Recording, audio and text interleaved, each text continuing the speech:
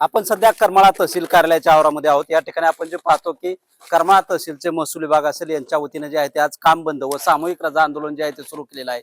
यामध्ये जे आहे ते शासनाने विधानसभा व हिवाळी अधिवेशनामध्ये तहसीलदार असतील, मंडलाधिकारी असतील, ग्राम महसूल अधिकारी असतील यांना एकतर्फी पद्धतीने अचानक निलंबित केलेले या अधिकारी व कर्मचाऱ्यांचे निलंबन रद्द करावे या मागणीसाठी जे आहे ते आज करमाळ्यामध्ये जे आहे ते आपण पाहतोय की पूर्णपणे तहसील कार्यालय जे आहे ते बंद ठेवण्यात आले। यावेळी सर्व कामगार जे आहेत ते या ठिकाणी जे आहेत ते सध्या सामूहिक रजा आंदोलन त्यांनी केलेलं आहे। या ठिकाणी आपण पाहू शकतो की हा तहसीलदार यांचा कक्ष आहे। सध्या अद्याप देखील या ठिकाणी जे आहे ते हा पूर्णपणे कक्ष सध्या बंद असून कुठलेही महसूलचे कर्मचारी देखील सध्या कामावर नसून त्यांच्या मागण्या ज्या आहेत त्या मागण्या मान्य कराव्यात। या ठिकाणी आपण पाहतोय की अनेक नागरिक जे आहेत ते या ठिकाणी तहसीलमध्ये कामाला येत आहेत, परंतु त्यांना या रजे संदर्भात कुठल्याही प्रकारची कल्पना नाही। काय सांगाल बाबा, काय कामासाठी आला होता तुम्ही? रेशन कार्डाच्या ह्यासाठी आलं होतं, ते बंद आहे सगळं। बरं, काय सरकारला काय सांगायचं तुम्हाला? हे संप आहे, तुमची कामं खोळंबलेत, नेमकं काय तुमची मागणी? कुठलं तुमचं गाव? चालू करावं साड्याचं बी, चालू करावं लोकांना हेल्पाटे होऊन एवढंच काम आहे। काय या संपाची माहिती वगैरे होती का तुम्हाला? काहीच माहित नाही। तुम्हाला काय सांगायचंय?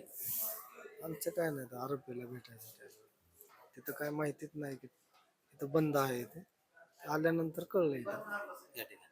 आपण पाहू शकतो की अजून देखील या ठिकाणी नागरिक जे आहेत ते मोठ्या प्रमाणात जमल्याचं या ठिकाणी चित्र पाहायला मिळतंय। या ठिकाणी अनेक नागरिक जे आहेत ते तहसील कार्यालयामध्ये जे त्यांची काय शासकीय असतील, शेतीचे असतील, रस्ता केसेस असतील यासाठी देखील मोठ्या संख्येने नागरिक आलेले आहेत। आपल्याबरोबर त्या ठिकाणचे नागरिक आहेत। काय सांगाल बाबा, कुठून आलाय, काय काम होतं नेमकं? हिवरे नागोबाचे हनुमंत परतडे कुणबीचे दाखल्याच्या संदर्भात आलतो। गेली 1 वर्ष झालं हेलपाटी मारतोय, 10-12 दिवसांनी या म्हणून सांगतेत। आज अगोदर बंद म्हणून सांगितलं। त्यांनी सांगितलं की सामूहिक रजा आंदोलन अजून कित्येक दिवस हे बंद राहू त्यांनी शकतं। काही सांगितलं नाही, पेपर माहिती येईन म्हणजे ती बघा मग ठरवा कधी यायचं। नक्की काय आता आपण तुम्ही काय सांगाल, शासनाला काय सांगाल? आता तुमचं नुकसान होतं त्याबद्दल?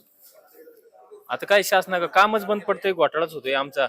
तिकडची बी राहणार काम ठेवायचे आणि इकडे यायचं, इकडे बी काम बंद, तिकडे बी काम बंद।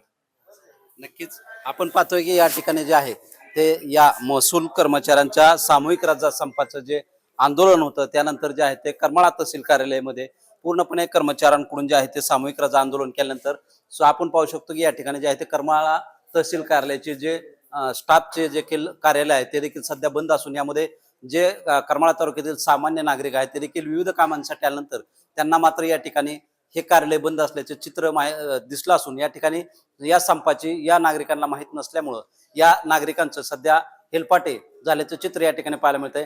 तरी या सामान्य नागरिकांमधून हा संप मिटणार कधी, असा जो आहे तो प्रश्न विचारला जातोय। शीतल कुमार मोठे, TV9 मराठी, करमाळा, सोलापूर।